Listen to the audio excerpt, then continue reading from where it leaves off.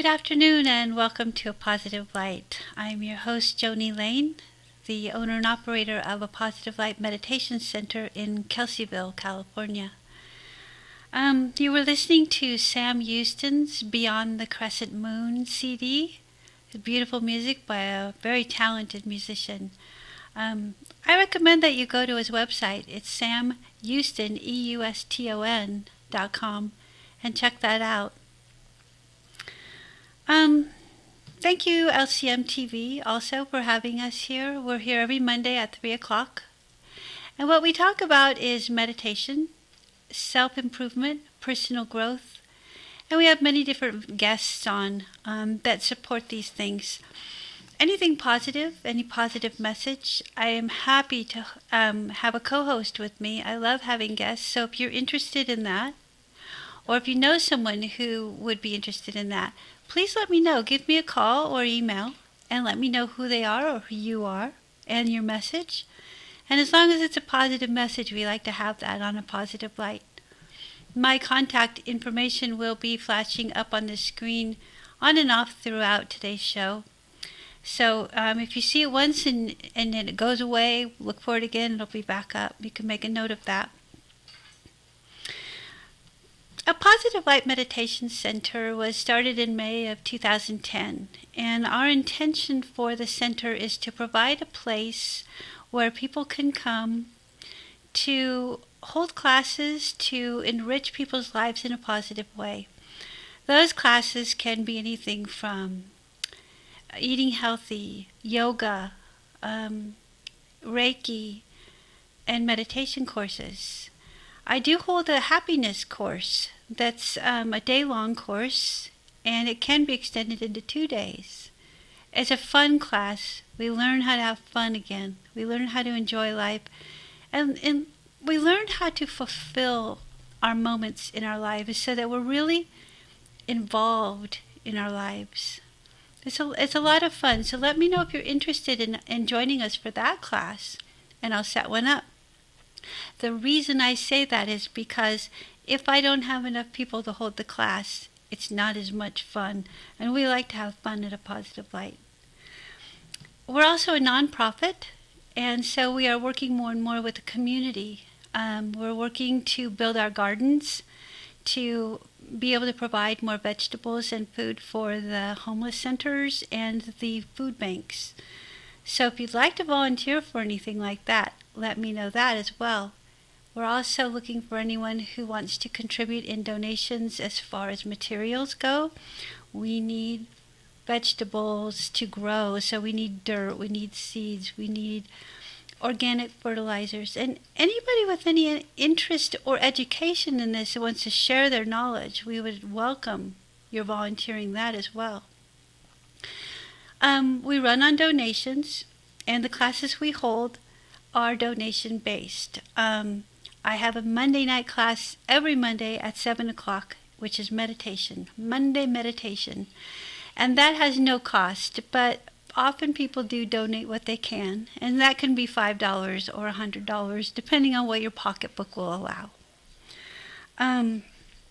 In those meditation classes on Monday nights at 7 o'clock, we teach, we begin with Sati meditation, which is mindfulness meditation. And this meditation teaches us how to be mindful of our bodies and how we're using them, our speech, how we're speaking, how we're listening, how we're treating ourselves, how we're treating others.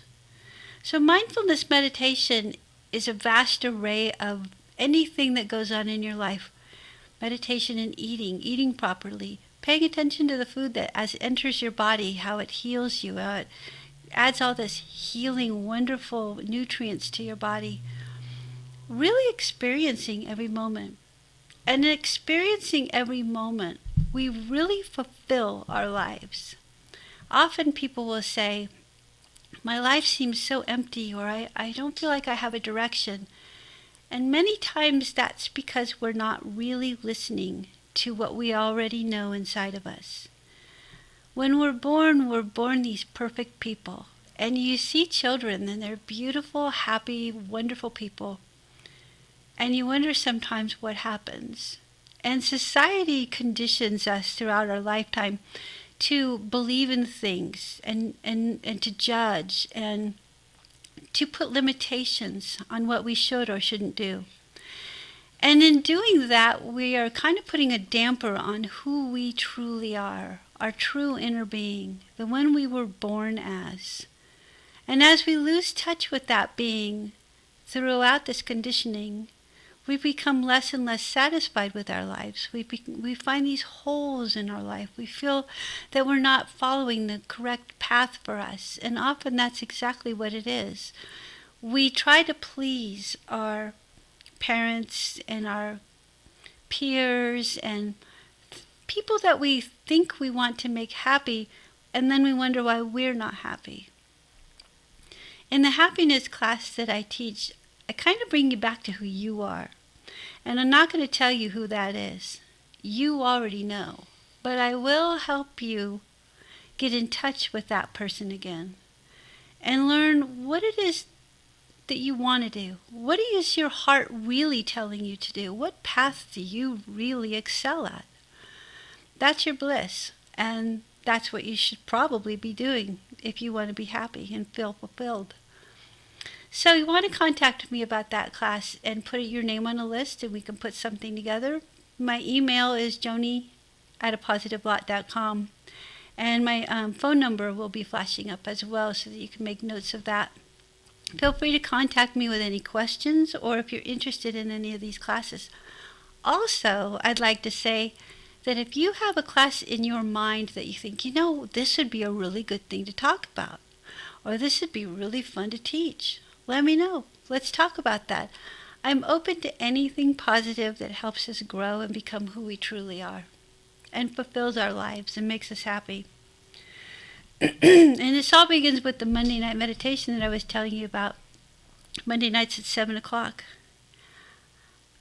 The second sitting that we have, after about 4 to 6 weeks of learning how to be mindful, we go into metta meditation, which is loving kindness meditation.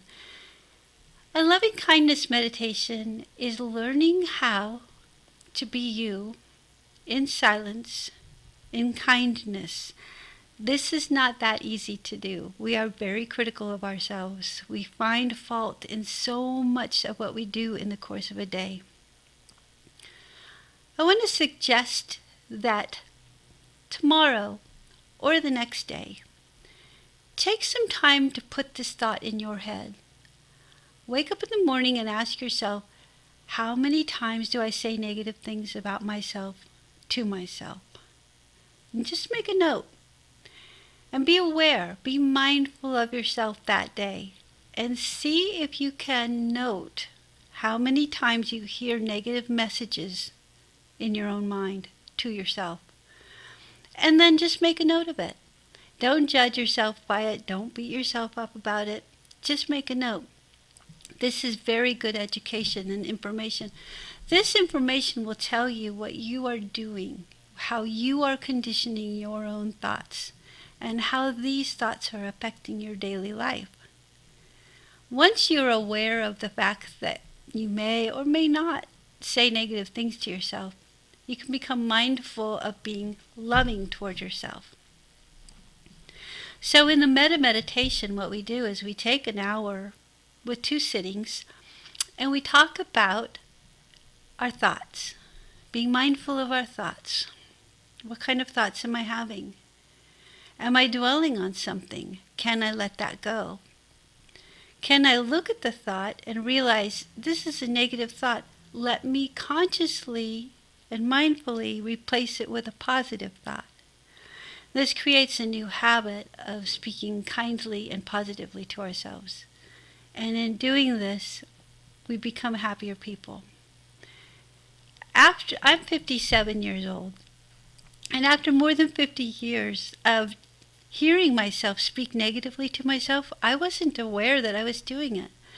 But well, I can't say I wasn't aware for 57 years. I've been becoming aware of it for the past 25 years doing meditation. And the more I meditate on that, the more I realize how I can change the way I think. And I've suffered with depression throughout the years. These negative thoughts that I say to myself don't help my depression. In fact, it's a cycle. My depression causes the thoughts. My thoughts cause the depression. I can change that. When I became aware of how I was speaking to myself and how I was criticizing myself, I became aware of a way that I could stop that thought and turn it into something positive. Okay, maybe I made a mistake, but did I learn something from it? Can I laugh at it? Can I allow myself to be human and love myself for the things I do, good and bad, right or wrong? It's all a learning process, and it's okay to make mistakes. That's a very difficult lesson to really accept. We say it, but do we really accept it? So in these Monday night meditations, you can learn how to speak nicely to yourself. You can learn how to condition your thoughts to be supportive and positive. And in doing this, you'll find that you can be supportive and positive to other people. And they'll notice a difference. They'll say, wow, you seem happier and lighter. And hearing that kind of feedback only supports your continuing to do that. So I suggest that if you don't come to our Monday night meditation classes, find a Sangha or a meditation place near you and go there and learn some meditation techniques. Learn how to let go of negative thinking, letting go of stress, letting go of the thoughts we cling to that are not healthy. The Monday night class that I teach is, as I said, there's no cost, but we do ask for donations. And some people give us $5 because that's what they can afford. Sometimes it's 10 or 20. So it's really up to you and what you comfortably feel that you can give us. And that money does go to our center strictly to keep the doors open, keep the buildings in shape. Every penny goes to the nonprofit.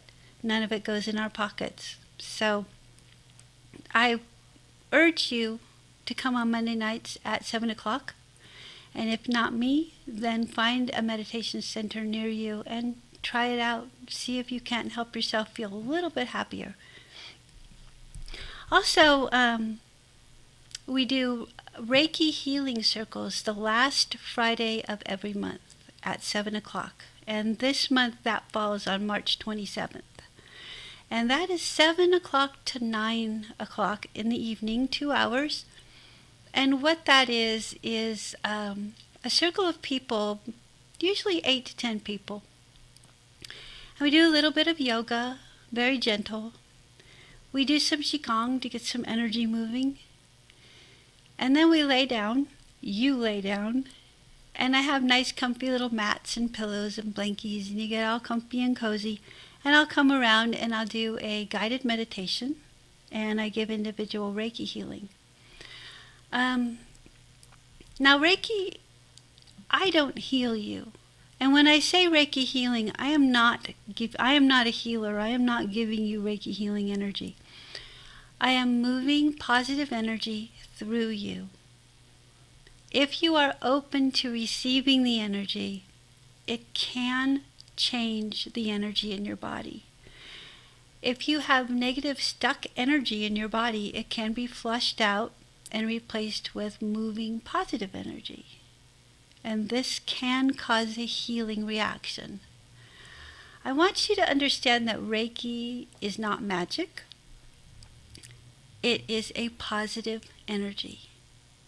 And the way I can explain this is Reiki is Japanese. The word itself is Japanese. Rei meaning universal or all, and ki meaning energy.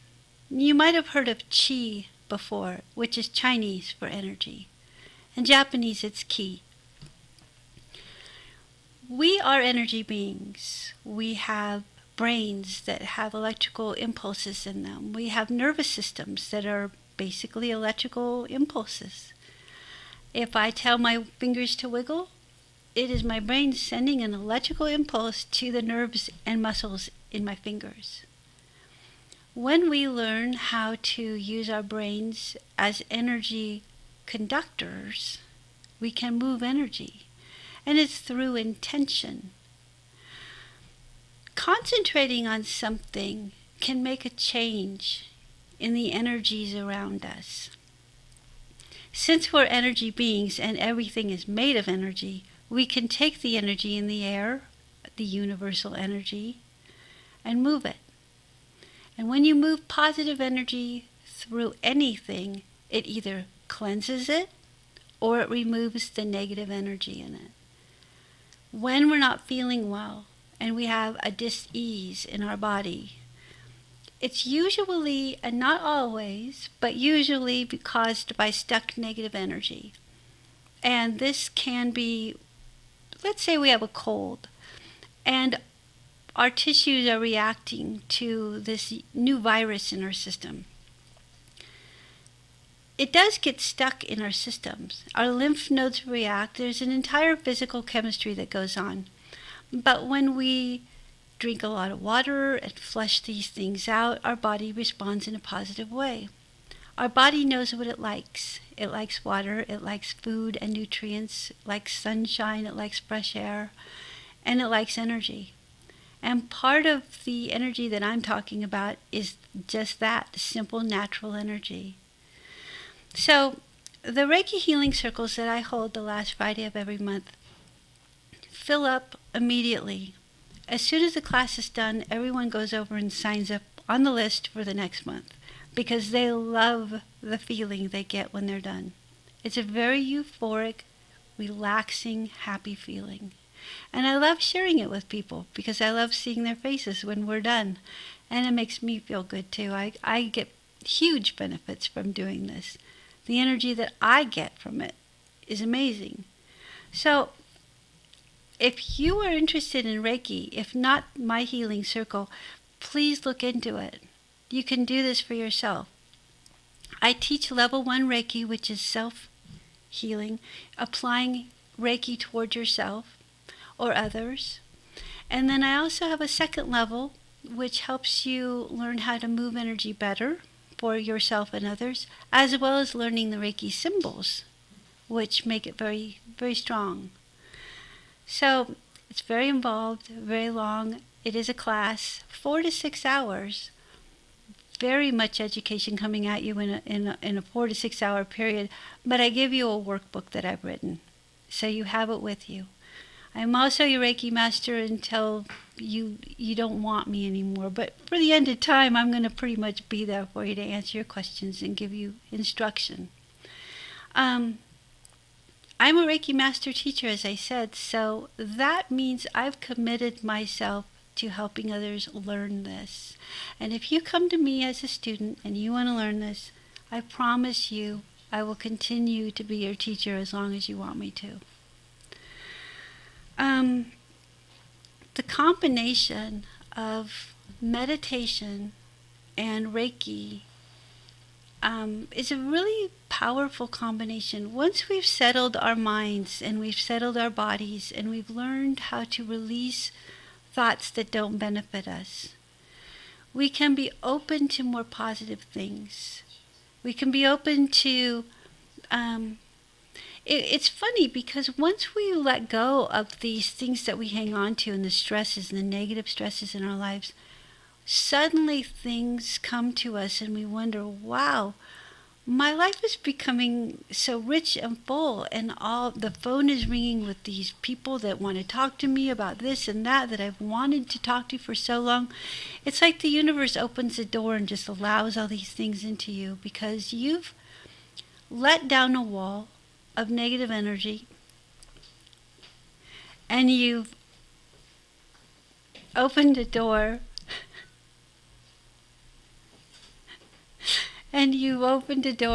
to allow the universe to bring you gifts.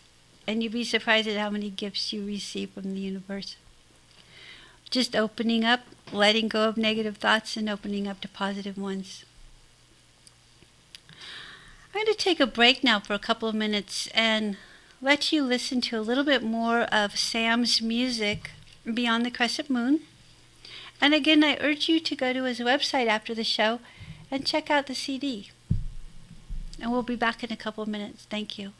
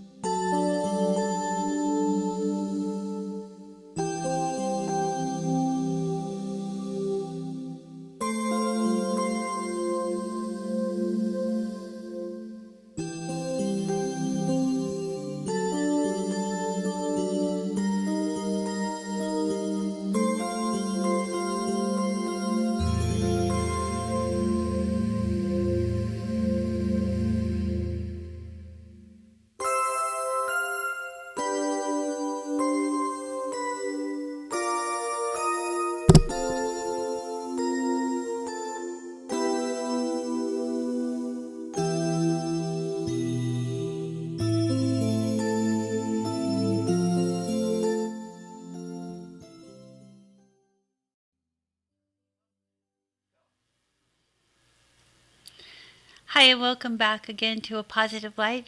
I am Joni Lane, your host, and you were listening to the music by Sam Houston called Beyond the Crescent Moon. We were talking earlier about meditations, and at A Positive Light Meditation Center in Kelseyville, which is our nonprofit where we hold our classes, we hold a Monday night meditation at 7 o'clock. And I was telling you that we begin with sati, which is mindfulness meditation, and we do that for a reason. We like to learn or teach you how to learn how to be mindful of your thoughts, mindful of your breath. Right now I'm being mindful of my allergies, but I'm listening to my body. Being mindful is very important. We can be mindful of how we drive, mindful of washing the dishes, mindful of being hit in the head with a background, mindful of swearing. Laughing at the things that happen in life. Hopefully they didn't see that. Okay, I think we got it this time. Oh, this is funny. I think that's it. Okay, let's go back to where you are. So Sorry about that. we had a little operation error in the studio. But you know what? It taught me mindfulness. Learning mindfulness is very important because what it does is it teaches you how to let go of your thoughts. If you're mindful of your thoughts coming in, you can identify them, let them go, and move on to the next thought. You can also kind of keep an inventory of your thoughts. You can kind of look at, this is a good thought, this isn't such a good thought. I really kind of need to leave that one behind me and hang on to the happy thought. Being mindful teaches us how to make choices of our thoughts. Now, in metta meditation, which is loving kindness meditation, we can choose to keep our loving intentions toward ourselves and others. And in doing that, we can be mindful of being loving and using loving energy.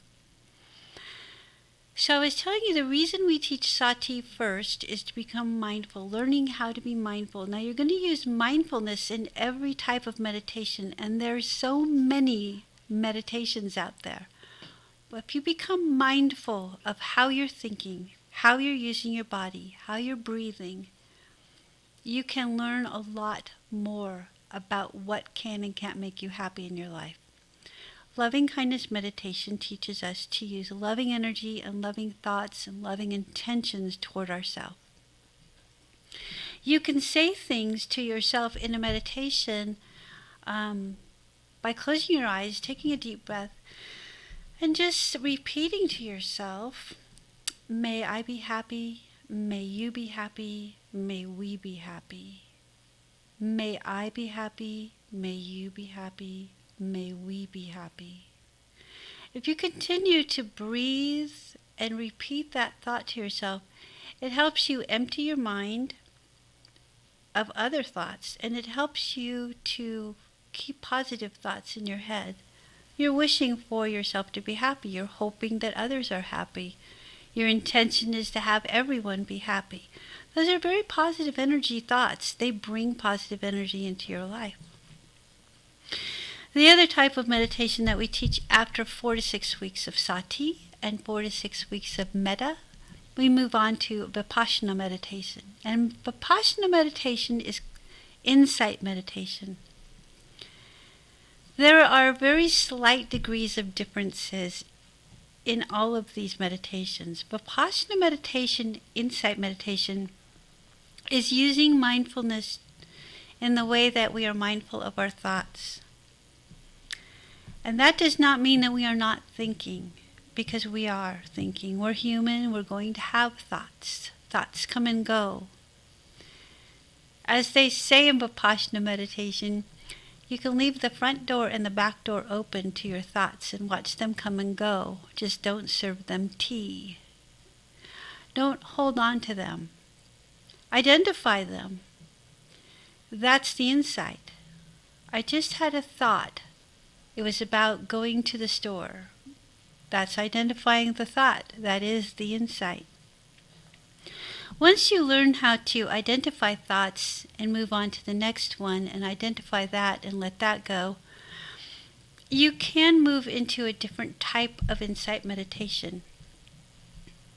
You can look more into the meditating on and analyzing the inner states.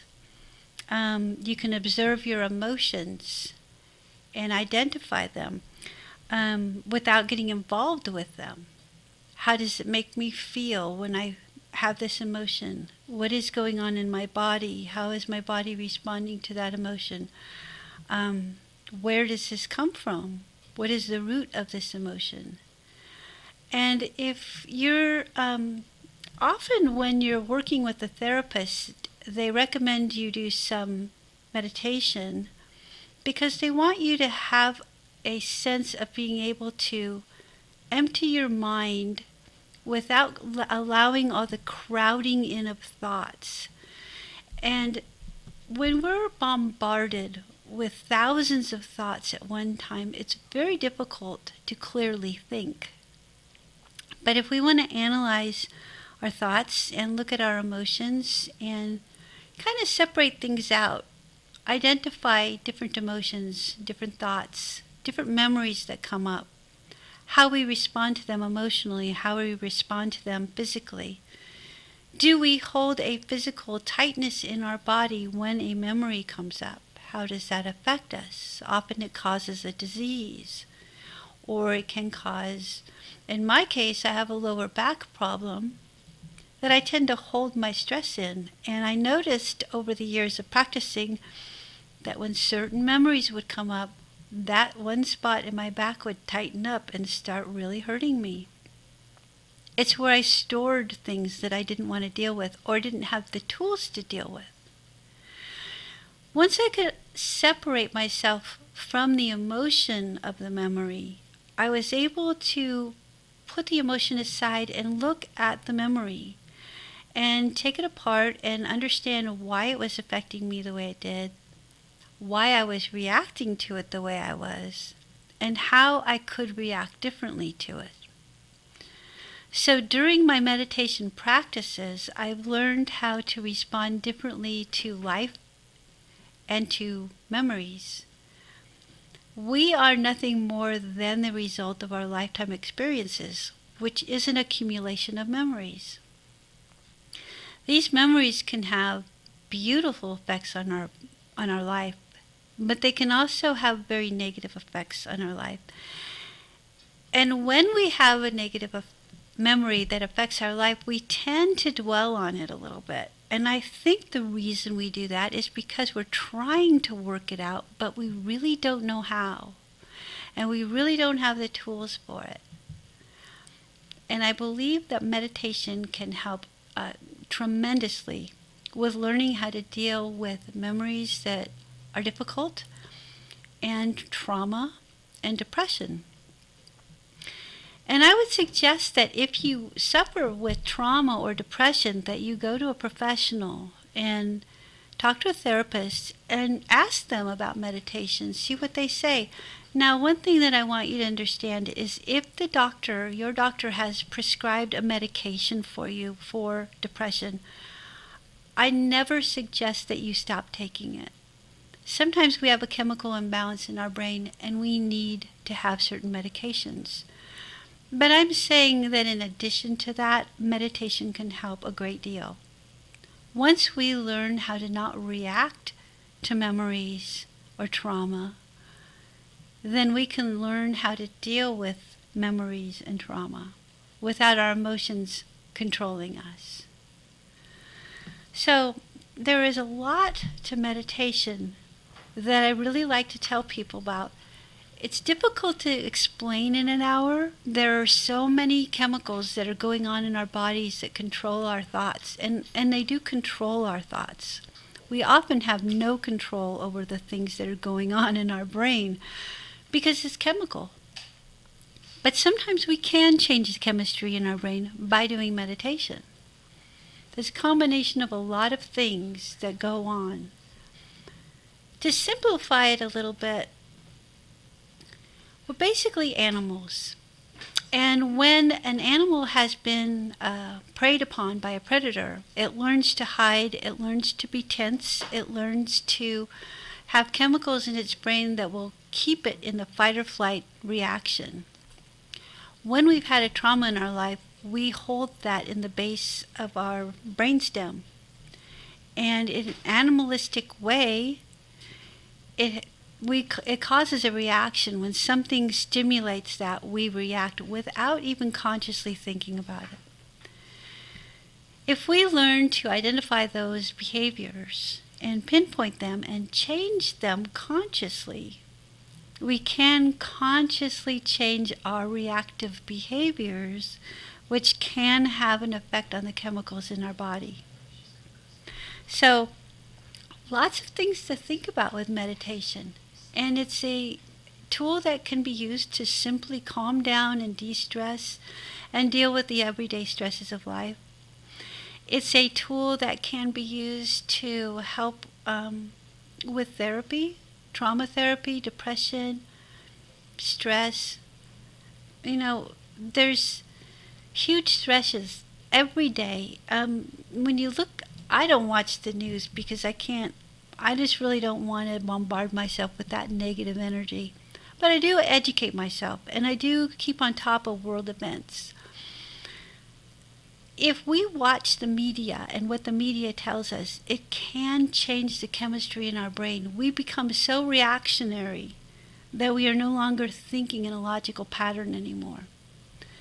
Meditation can help us sort out what's right for us, what's real, what we can deal with and what we don't need to deal with. Meditation can help us look at things as pieces where we can pick and choose what we should or shouldn't put into our lives. Now, I never say that we should meditate to avoid things, because avoidance is not a tool that helps us deal with anything. Avoidance is simply avoidance.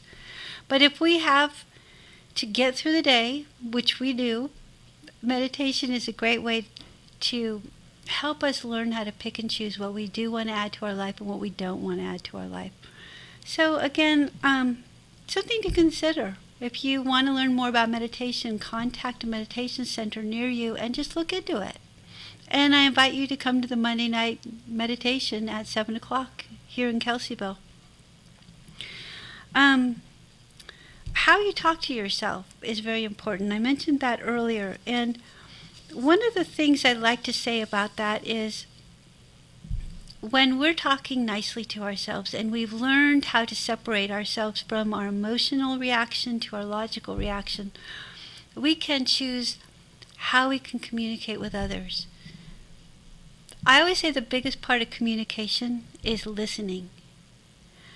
Once you really understand what the person is saying, you can react to them and say what you want to say in a logical way instead of an emotional way. We are emotional beings. We are often controlled by our emotions. That's not always a good thing. It's not always a bad thing either, because our emotions are also happy. We have very happy emotions too. We tend to be I say that we as people tend to put up our walls of safety because we tend to run on fear. Society has taught us to run on fear. We get very reactionary, very emotional, very defensive. And when we become defensive in a conversation, we tend to close off to what the other person is trying to say because we've already made a decision about what they're trying to say. And once we've decided what we think they're saying, we stop listening. It causes a lot of frustration on the other party's end, and they may become loud because they're not feeling like they were heard, and you didn't hear what they were trying to say. I see this in debates. I see this during elections. And it's amazing to me that grown adults can act like this, but the majority of us do. I think if we want to be better people and change the world to a better place, it starts with us. We need to be responsible for our reactions to other people. We need to be responsible for how we speak to other people. We need to be responsible for how we treat our children, how we treat each other. We all have a child in us that is still there and still just as sensitive as the little people around us. But we don't talk to each other very nicely. But we want the world to be a better place. It really isn't going to work that way. It really does start with you. It starts with me. I'm the only person I can control. And I can't even control me sometimes, but I can become aware of the way I'm acting, and I can become aware of the things I'm saying, the way I'm reacting, how I may or may not be listening. Did I really hear what the person was trying to say to me? Sometimes we treat the people we love the worst because we feel safe with them. And if my partner is trying to explain something to me and I'm being very stubborn and not hearing them, he's going to get very frustrated. My job at that point, the way I see it, is to really look deeply beyond my emotions and beyond my preconceived ideas of what I think he's saying, and look really deeply into what he's really trying to say. Look into the heart of people. Look into the heart of the conversation. Look past your emotions and your experiences that shaped you. Look at what they're trying to say. They have their emotions. They have their life experiences. They have their way of trying to communicate, and it's not always easy. And I think we all know what it's like to feel frustrated and not heard. So if we really want the world to be a better place, then we really need to start listening and start really putting our heart out there to feel what they're saying. Once we understand each other, we can communicate better, and we can also accept each other's differences.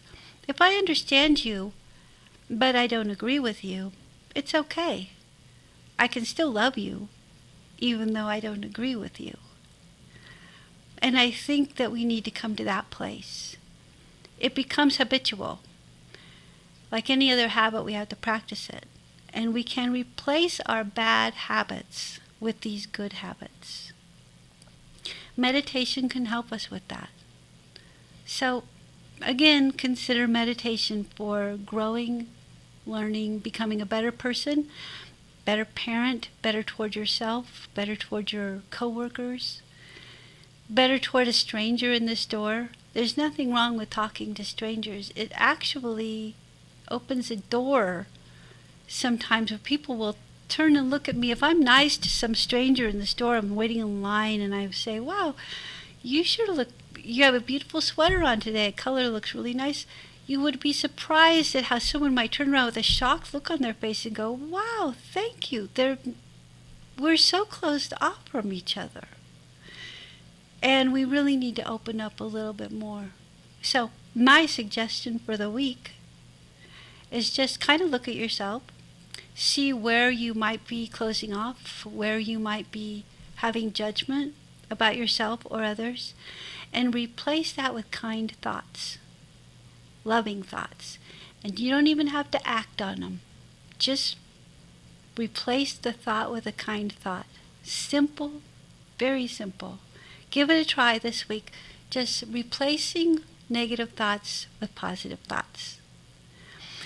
My name is Joni Lane, and I am your host today on The Positive Light. Thank you so much for joining me. Thank you, LCM TV, as well, for having us. And next week, I'm going to talk about spring celebrations.